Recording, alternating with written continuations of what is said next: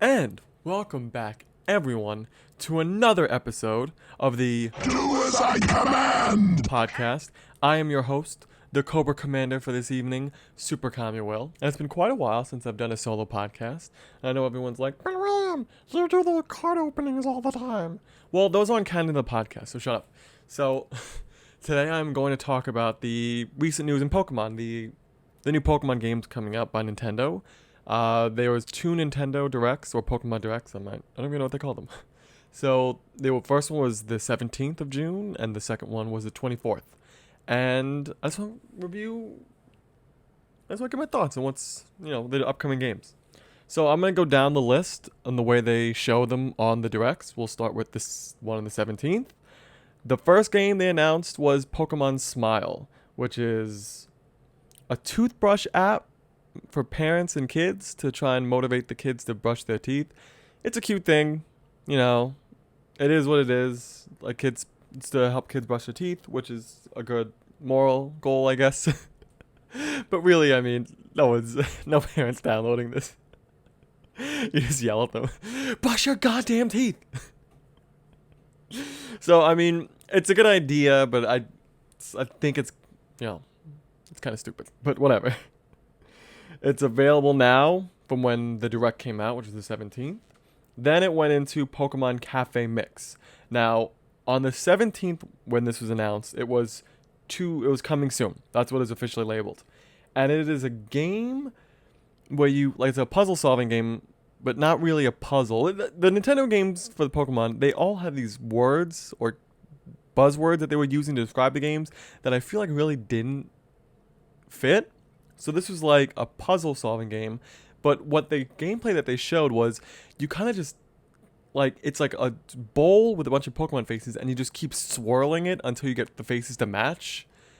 And it didn't seem like a puzzle game to me personally, but I don't know.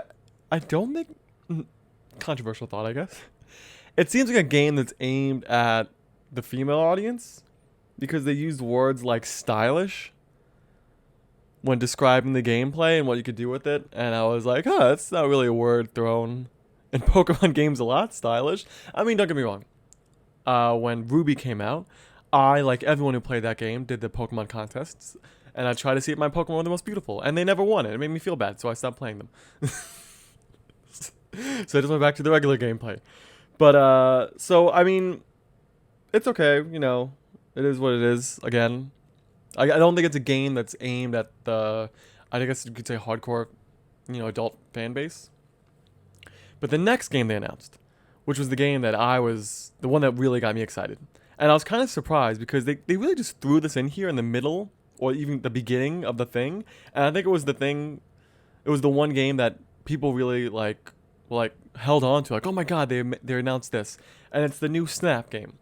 So the original Pokemon Snap came out in '99 for the Nintendo 64. I had it as a kid and I loved it. It was a great game. I mean, I really loved it. It's basically you're like in a pod. You play as what's the guy's name from the anime? I don't remember his name, but the one who took photographs. And you just were in a pod going down a road on a rail, and you're just taking photos of Pokemon in their natural environments, playing with each other. You could do things, or you had apples and stuff you could throw at them to get them maybe angry at you, to get make them evolve, do all these different things. It was a great game, super amazing. I'm so happy they announced it because I think with the Switch, I think it could really work well because in the 64 game, you filmed everything through a camera and you'd be looking in every direction trying to capture the best photo. And with the Switch, if you could do that, sitting down, you could move the Switch in your hand to try and catch the photo. I think that's a great game mechanic for this, and I think it was made for Pokemon Snap, and I can't wait to play it. But they said for this one it's under construction, which has me. I don't know if that means it's gonna come out this year. I hope it does. I hope it's gonna come out in the fall. But the under construction made me feel like we might not see this in 2020. But I hope we do. And then they kind of just, like I said, brushed past it. I was very surprised with here's Pokemon Snap, moving on. And especially because what they moved on to, they moved on to Pokemon Go. And they spent a bit of time on this, and they really didn't announce anything new. Like they started with just talking about the recent updates of the game, were basically the updates at the beginning of the whole epidemic. Like these are all the new things we implemented to make gameplay easier for people who are stuck inside. But now that people are going outside more, it's kind of like, okay, well, I mean, it's not that much news. And then they said some of the live events, I forgot what they called, like the Pokemon Go Fest, that's what they were. They're gonna be all digital so that everyone can play. And again, it's oh, okay. I guess that's kind of interesting. That's news. And then they ended it with Mega Evolutions will come in 2020. No idea when, if it's in the summer or fall. They just said Mega Evolutions will come to Pokemon Go in 2020. And so at this point, I'm kind of getting a little nervous. I'm like, man, it doesn't seem like they have their priorities in the right games. That they gave Pokemon Snap a couple minutes, and then they're just going on and on and about Pokemon Go. So a little worrisome. Then they moved on to the final game of the stream, which was the Pokemon Sword and Shield expansion pack, which was the first one, the first DLC, the Isle of Armor. So I'm like, all right, cool. Can't wait, because when it came out, it was that day the Isle of Armor DLC came out. So it's perfect. You have the video, give it a couple minutes talking about all the new features, and they really didn't talk about it that much. They just basically said, hey, the Isle of Armor's out. You can do a bunch of new stuff. I mean, it was basically everything you knew going into it. They just kind of repeated it. And then they said, you know, there's a raid coming you could do. If you win the raid in-game, you can get a shiny Pokemon of this legendary Pokemon. And then they said the Isle of Tundra, which is the second DLC, will come out in the fall. And then they just kind of immediately stopped and went, like almost like a old-timey news podcast. Breaking news, Pokemon, the Galarian Farfetch'd is in Pokemon Go right now, so go do it. And then they ended it. And I was like, what? Why not just throw that in there with the Pokemon Go news? Why like have it like that ends on go catch Galarian Farfetch'd in Pokemon Go? So that was it. I was really bummed. Like I love Pokemon. I'm probably not gonna try Cafe Mix. Smile obviously isn't for me. I'm a grown man. I could brush my teeth. Pokemon Go. I mean, I was excited for some of the stuff, but nothing really like was interesting or like new. Besides Mega Evolution, which I think we heard about before. I'm not sure, it might have been leaked. And then again with the expansion pass for Sword and Shield, there was nothing. It was just it's out, and that's basically it. The only thing that really like got me hyped was Snap, which I think really got everyone hyped. I mean, not many people were like, "Oh, Snap, yuck." No, if you played Pokemon when you were if you were the '90s baby, if you played in the '90s, you loved Snap. So I can't wait to play it. And then they officially ended it with, this isn't all the Pokemon news. We're going to have more next week on the 24th. That'll be the last, like, you know, Pokemon game news. So that got everyone hyped. Because for the past couple of years, I think since Pokemon Let's Go, Pikachu, which is 2 years ago, everyone has wanted the Generation 4 remake. The Generation 4 Pokemon Diamond and Pearl with Piplup and all those Pokemon. Everyone wanted Generation 4, and they were hoping this would be it. This would be the next news.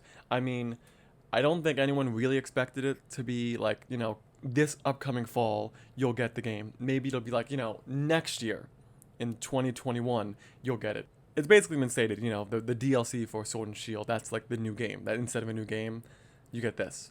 So, I'm watching it, and no Diamond and Pearl, no Gen 4 remake, no real new game. They announced at the beginning the Cafe Mix game, which they announced in the previous stream.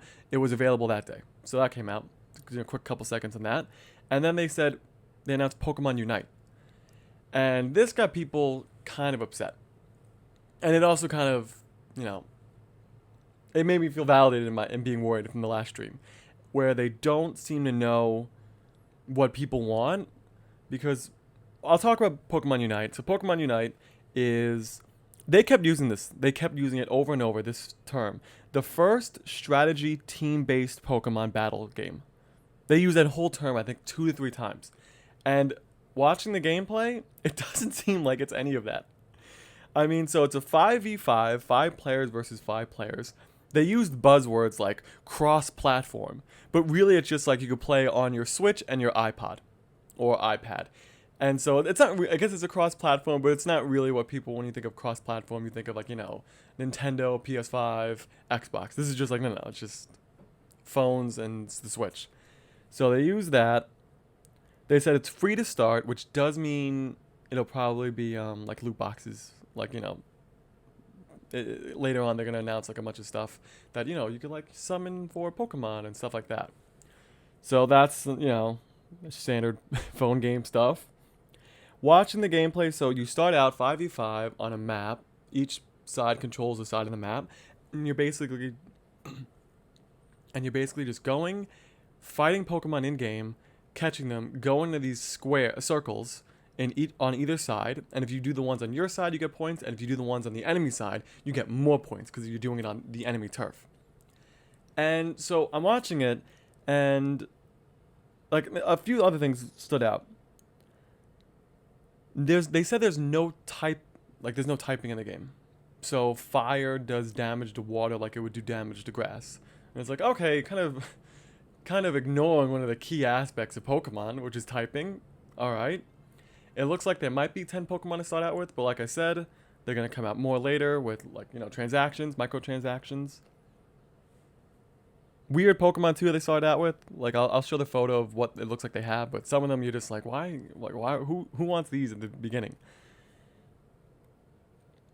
When you're fighting the Pokemon, you could lose, then you get respawn. Like you take a couple seconds to respawn to go back into the fight, and so this is where I kind of like I didn't agree with the term the first strategy team-based Pokemon battle game.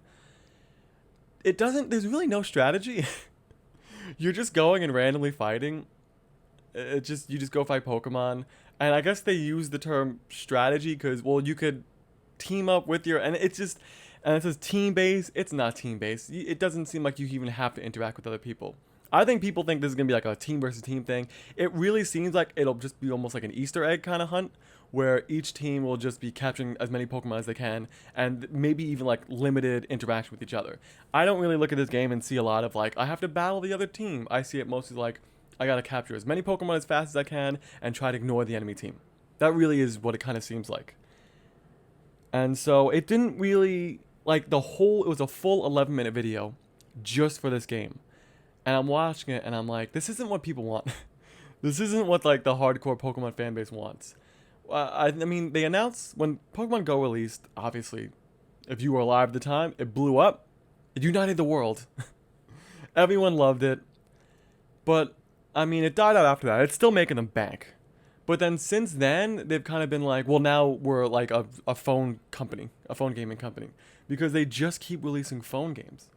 And so, I don't see Unite. I see it like, well, the last phone game they released. The last phone game they released was Pokemon Masters, and that had a great start, and then within a month or two, it was basically a dead game. No one plays it. No one plays Pokemon Masters. So, will I play Pokemon Unite? Yes, because it looks interesting. But is it the news that I was hoping for? No. I wanted a major game. And I think the problem was if they put Unite in the first stream with all the other games, and they ended on that, it'd be, oh, well, that's an interesting game. Because people do, like, it does look like a fun game that people are interested in. The problem is they announced it like as this was the next big game they're making. And I think that kind of made people like myself worried, where I'm like, I want regular Pokemon. I don't want these, like, stupid phone games as, like, your main focus. And so I think if they just made Snap its own stream, like the 24th stream, I think the news right now would be completely different. Because if you go on YouTube and look up any videos about Pokemon Unite, there's a large majority of dislikes. I think the majority of the videos have more dislikes than likes in the videos, and it's just people complaining that they want real Pokemon games again.